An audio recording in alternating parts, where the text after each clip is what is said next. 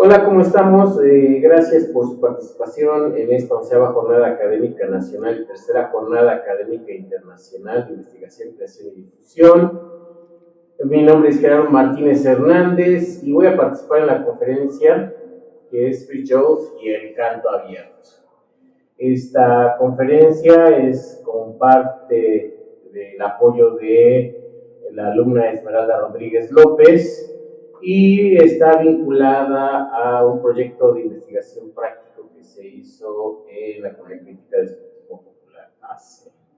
El sentido de esta investigación es para comprender cómo la música se modificó en Alemania desde una perspectiva academicista hacia un proyecto que después derivó en otras propuestas. Entonces, la siguiente, por favor. Una de las características que tiene la educación musical alemana es que surge como una propuesta de enseñanza musical en el siglo XIX. Es tan fuerte la enseñanza musical en Alemania que empezó a romper esquemas con la cuestión de música académica de conservatorio. Entonces, principalmente hubo dos fuentes que promovieron la enseñanza de la música, especialmente el canto, a través de la cuestión religiosa y la cuestión militar.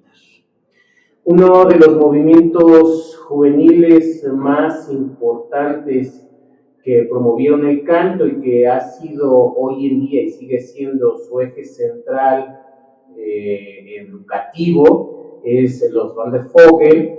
Y bueno, pues una de sus fundamentaciones es las reuniones que se hacen en sus nidos, Nestwende, y se hacen unas veladas donde se canta. De hecho, la portada es una tienda típica alemana donde en las noches se reúnen para cantar. Pero bueno, en las casas juveniles, Jungherrenhaus, que existen en Alemania, se reúnen los jóvenes entre semana, normalmente en las tardes, noches, a cantar.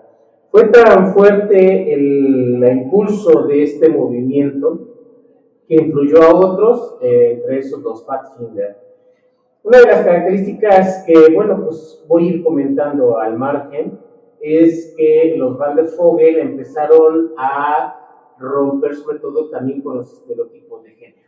Fueron de las primeras organizaciones que se empezó a incluir a la mujer como participante dentro de las actividades que comúnmente no eran consideradas para las mujeres, como es las caminatas, la vida en el campo y sobre todo la educación musical. Otra característica que tenemos, en la siguiente por favor, es que esta organización fue tan fuerte y sobre todo que una de sus condiciones es que era totalmente antisistema. Es decir, se reunían para generar propuestas musicales en las cuales criticaban el modelo educativo, el modelo social. Tenemos que entender que en esa época, al inicio del siglo XX, finales del siglo XIX, Alemania presentaba un inicio de industrialización muy parecido a Inglaterra, que hacía que los niveles económicos de las clases trabajadoras fueran fuertemente afectados. Entonces empieza a haber una crítica porque lo que se hace es la lucha que después deriva, algunos investigadores hacen como el germen posiblemente de la época nazi, pues la lucha entre la tradición alemana y el gran industrialismo que afecta las situaciones pues, de vida y calidad de vida. En esas dos luchas, los jóvenes empiezan a romper y buscan salirse de la ciudad. Entonces el campo y las rutas, y las caminatas, el encuentro nocturno con la música empieza a ser una especie de centros culturales. Ahora, como les comenté, llegó a ser tan fuerte que incluso no es parte de esta investigación, pero ellos crean una guitarra. Y entonces se crea la guitarra laúd, o la guitarra punteada, incluso algunos le llaman una especie de violín punteado, que es la que está en la pantalla. Yo tengo una que también es de principios del siglo XX, y esta guitarra pues se vuelve muy característica de los movimientos juveniles alemanes. La característica es ser una guitarra pequeña, evocando ¿cómo se llaman? Los laúdes antiguos, pero su construcción pues, es reciente y que se pueda ir llevando y tocando. Existe un movimiento muy similar, pero cristiano, de Finkelsteiner, de Walter Hensel, que de igual manera, al mismo tiempo que Fritz Job, empieza esta revolución cultural. La diferencia es que Fritz Job es totalmente, no tiene una participación religiosa, y Finkelsteiner sí es este movimiento sí es totalmente cristiano. Convivieron juntos y de hecho tenían medio pugnas, un poco, pues hay como de quién es mejor y etcétera, etcétera. Digamos que la ventaja que empieza a hacer el Finkelsteiner es que él crea algo que se llaman los campamentos de canto, y entonces había campamentos donde las niñas y los niños iban a cantar. Se llaman semanas de campamento. Todos los días se organizaban y cantaban, y llegaban a haber incluso campamentos de 1,000 personas cantando. Se hacían coros enteros de personas cantando.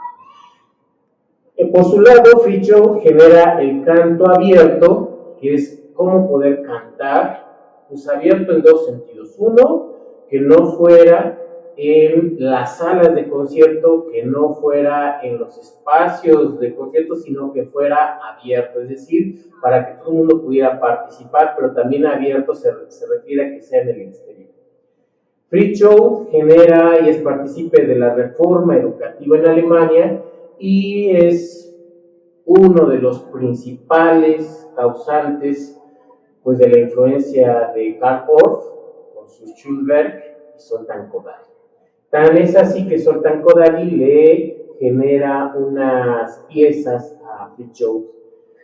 Pero como que dentro del ámbito musical, Fritz Job ha sido completamente pues, pasado desapercibido, y él recibió pues muchas críticas durante el régimen nazi, como vamos a ver, y tal vez es uno de los elementos que lo ha mantenido pues él ese anonimato. Cuando empecé esta investigación, incluso se sorprendieron en Alemania que en América se hablara de Fritz Job, y el investigador que hizo un libro sobre Fritz Job me dijo que era la primera vez que alguien de América, o sea, ni siquiera de Estados Unidos, de alguien de América preguntaba sobre Fritz Job. O sea, tan importante que es en Alemania y que fuera de ahí no lo conocen. Siguiente, por favor. Entonces, Fritz Job, si ustedes lo investigan, lamentablemente pues, toda la información está en alemán, es considerado uno de los más influyentes en la educación musical. Él es influenciado por su entorno familiar, porque su padre es zapatero, y él trabaja, él estudia, hace sus estudios primarios y secundarios en la Volksschule, que es una escuela de trabajadores.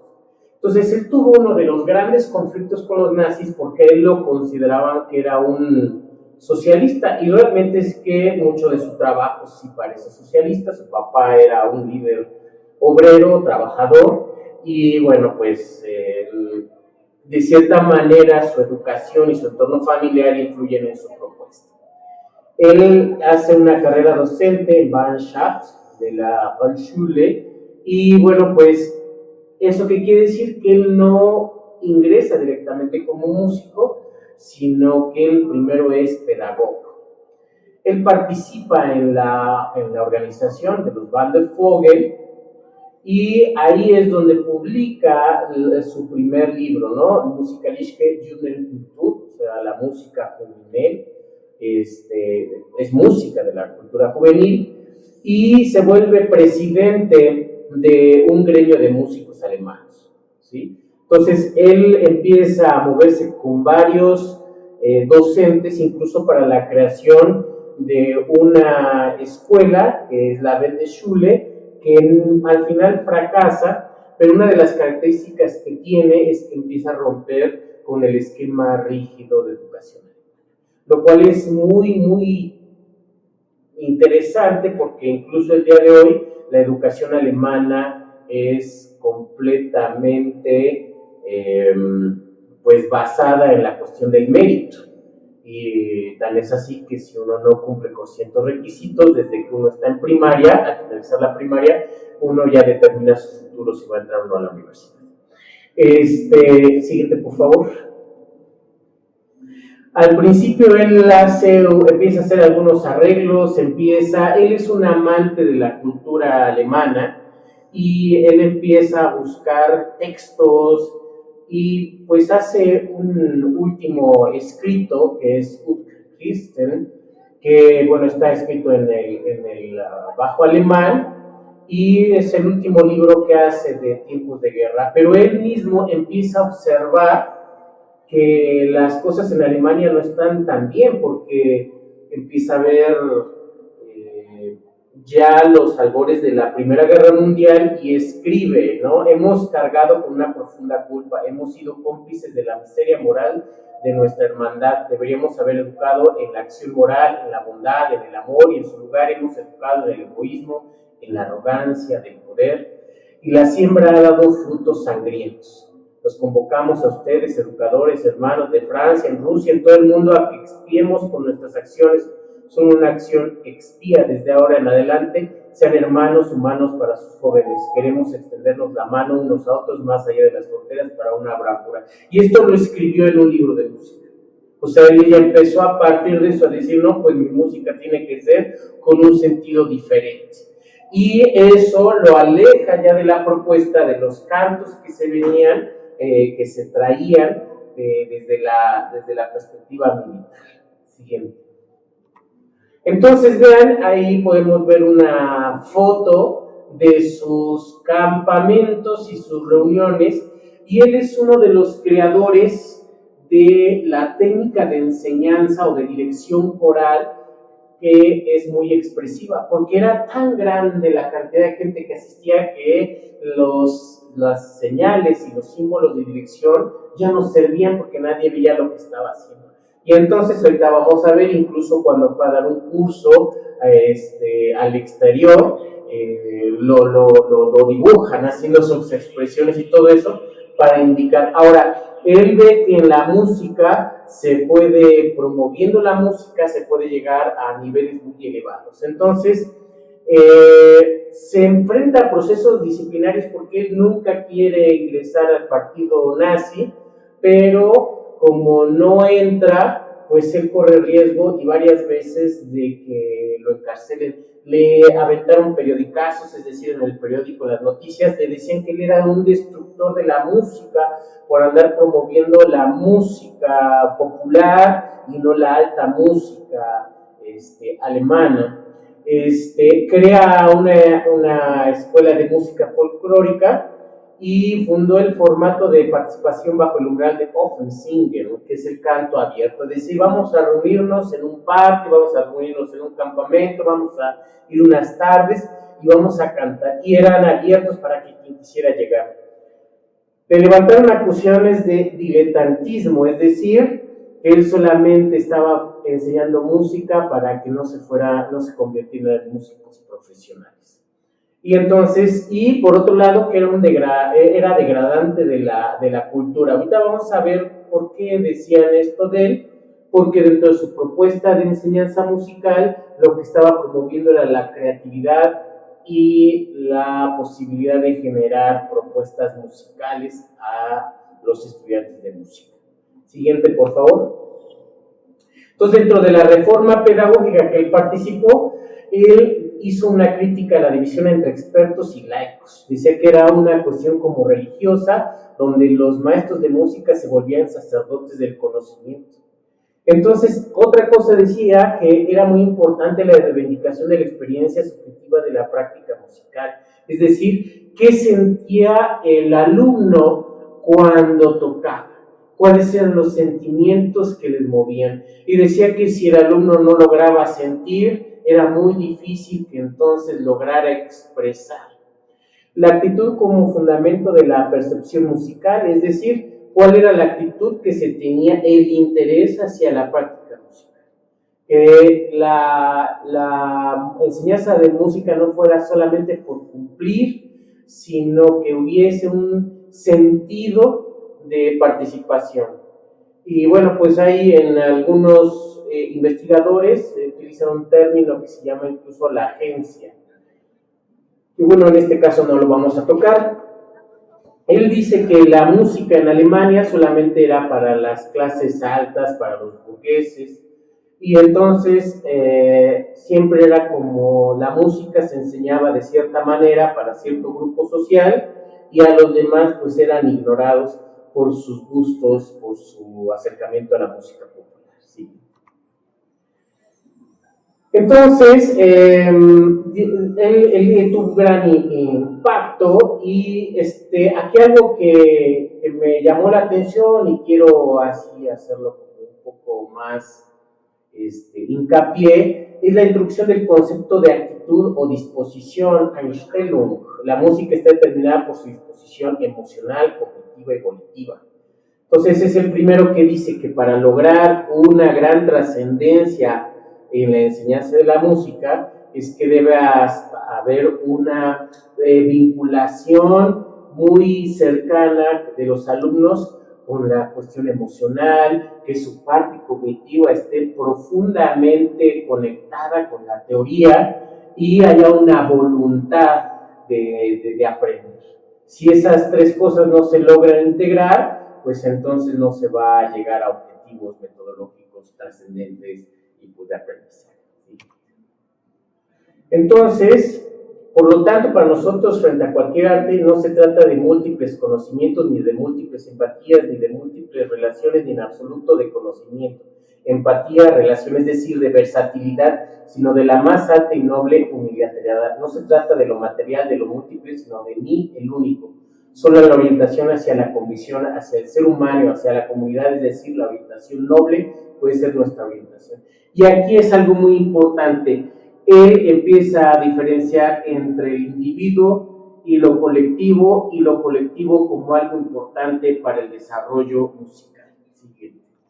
Entonces, él empieza con algunos elementos teóricos, después vamos a verlo en la cuestión didáctica y tal vez una propuesta metodológica, porque él no quiere estar señalado en lo metodológico, y es que él busca un enfoque holístico.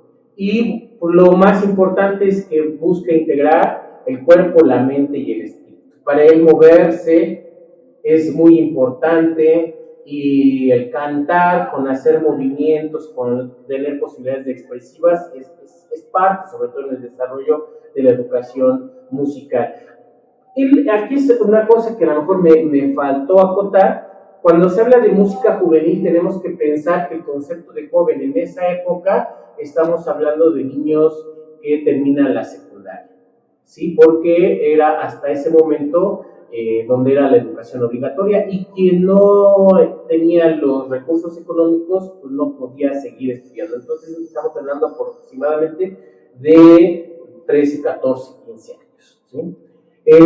La participación activa, una de las características más destacadas es la importancia de la participación activa del estudiante, es decir, que él sea una persona que no solo repita, sino que también intervenga en su proceso educativo. El tercer punto es la música folclórica y popular. Él está vinculado sobre todo en cómo la gente tiene formas, estilos y sonidos que le evocan, que le hace llamar a su esencia, a lo más íntimo, y bueno, pues él lo busca, lo encuentra como un recurso educativo esencial. Y él también empieza a observar que hay música, no lo indico acá, pero sí él empieza a ver que hay música porque él diferencia lo popular como aquello que es muy característico de la cultura, contra aquello que es lo comercial. Porque él empieza a decir que lo comercial pues empieza a afectar esa capacidad de identificar lo profundo, ¿sí? Entonces esto sí es como una característica. Él maneja mucho la improvisación y la creatividad, y para ello en las piezas musicales hace que la gente que participe haga melodías, ponga letras, empieza a generar sonidos. ¿Sí? Entonces el desarrollo didáctico, es decir, ya la aplicación, sobre todo se va al canto colectivo, es decir, que la música para iniciarla ya dentro de los procesos educativos, porque él, digamos, ya estas propuestas las lleva a la escuela, pues es que siempre sea una enseñanza en lo común. No solamente da el canto, empieza a buscar instrumentos sencillos, flautas, sonajas, es decir, él incorpora dentro de la enseñanza musical, pues ya no solo incluso la guitarra, porque realmente al principio pues era como elemento clave, pues la guitarra. La improvisación se mantiene, siempre en todo momento considera que la improvisación debe de ser acompañada de las enseñanzas, es decir, la enseñanza de alguna escala, la enseñanza de alguna estructura armónica, o la enseñanza de ritmo, o de la lectura, etcétera, siempre debe de ser en la práctica a través de la improvisación. Y dice que la música no debe de ser solamente como un aspecto aislado de vamos a ir al lugar a cantar y ya, sino que debe de ser involucrado en la vida, ¿sí? Entonces la música busca proyectarla más allá del aula, y entonces para ello, dentro de la improvisación, dentro de eso, trata que los propios alumnos involucren aspectos de su existencia, de su... Ahora, cuando crea esto, empieza a moverse hacia la ruptura de la dicotomía educador-educando, y empieza a ver que él es un guía, ¿sí? Que el maestro se empieza a ver como un guía, un facilitador de los niños, que más adelante, incluso en otros textos, precisamente es criticado porque para los críticos pedagogos de esa época dicen que él llega a bajarse el nivel, ¿no? Que él llega a ser hasta incluso como un amigo de los niños. Siguiente, por favor. Entonces, el método que yo puse como recopilando esto, porque él insiste todo el tiempo que no le gusta el término de método, tal vez por eso algunos métodos educativos musicales incluso dicen, no, el mío no es método, el único que creo que sí dice que es método es O, pero algunos otros dicen, no, el mío no es método, porque hay un miedo, ¿no?, a los métodos educativos tradicionales alemanes y repetir esa rigurosidad. Pero bueno, lo podemos decir, el valor de la vivencia estética desconfía el excesivo formalismo o la idealización vacía. Entonces, que haya una vivencia estética, es decir, qué te siente, cómo tú te apasionas, cómo percibes el ejecutar un instrumento, el tocar, el cantar. Otra cosa es la espontaneidad, siempre la improvisación, y dice, hay una parte que dice, no fue un juego fácil redescubrir el juego sencillo. Para él, una manera de improvisar es a través del juego. Y es interesante esta cita, ¿no? No fue un juego fácil redescubrir el juego sencillo. Los elementos activos es cuerpo, voz y creación, es decir, siempre mantiene la corporeidad, cantar como actividad vital, y la creatividad estética. Y para esa creatividad estética, él siempre menciona el trabajo al servicio del otro. Dice, en paralelo el juego como acción bella sin propósito que se transforma en algo. Es decir, el juego musical es un juego que nos permite crear. El aula es un espacio de comunidad y juego, y a través del juego, las rondas, las canciones tradicionales y los cancioneros comentados, por ejemplo, en Ringel Rangel Rosen, construye un repertorio que conecta el aula con el mundo de la infancia. Es decir, que la música tenga una relación con la vida real de las niñas y de los niños. La función del educador, aquí es donde se le criticó mucho, como guía y legado pedagógico, debe comportarse como si fuera al igual que un buen compañero de juegos, uno más entre los niños. Así puede, ya en 1906, Fritz Jodl concibe al maestro como un amigo del niño en mayor o menor grado. Siguiente. Pues él tuvo la oportunidad de dar varios cursos, incluso, como habíamos dicho, habían enviado algunos otros pedagogos a que tomaran cursos con él para generar sus propias propuestas. Y bueno, pues aquí estuvo en Estocolmo y dando sus cursos. Y bueno, pues una de las características que él se denotó es cómo hacer que una multitud de cantantes pudiera verlo, pues es crear nuevas formas de dar señales para coro. Y entonces, pues en una caricatura en el periódico así lo pusieron. Y bueno, pues la siguiente, con esto concluimos. Aquí podemos ver en Suecia, ahí en uno de sus cursos, como está dando una clase abierta y un encuentro de canto en el Volkspark, que es en el Parque del Pueblo, en 1929. Y finalmente, bueno, pues después de la Segunda Guerra Mundial, Joe queda pues muy afectado por la Segunda Guerra Mundial, queda muy, pues yo creo que anímicamente muy sensible, y aparece un poco desapercibido, ya nada más se dedica a replicar lo que ya había hecho y logrado en esos tiempos tan difíciles de la Primera y la Segunda Guerra Mundial. Y ya pues eso sería todo, y para mí es muy importante reivindicar el trabajo de él, porque él vivió unos momentos muy difíciles de persecución, de casi encarcelamiento, de tener que aparentar muchas cosas y mantenerse lejos de la línea, siempre criticado por el partido nazi. Pues me hace pensar que su propuesta, pues hoy en día, si vieron las propuestas didácticas, pues son compartidas por otros tantos pedagogos. Y bueno, pues esta es mi ponencia. Nos le damos un fuerte aplauso al doctor Gerardo. Y ponemos la